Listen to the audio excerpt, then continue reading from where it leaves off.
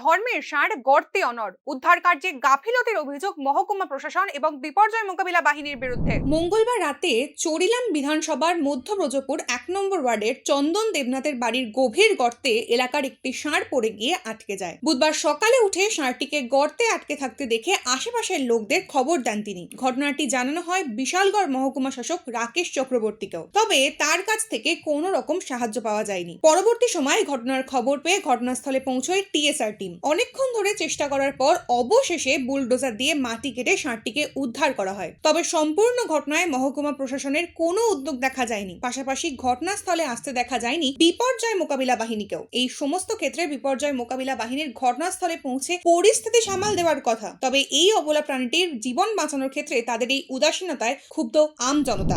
হঠাৎ করে শুনতে পাই যে এখানে একটা বড় আকৃতির ষাঁড় যেটা গর্তের মধ্যে পড়ে গেছে, সেটাকে রেস্কিউ করার জন্য আমাদের পাড়া সবাই এসছে।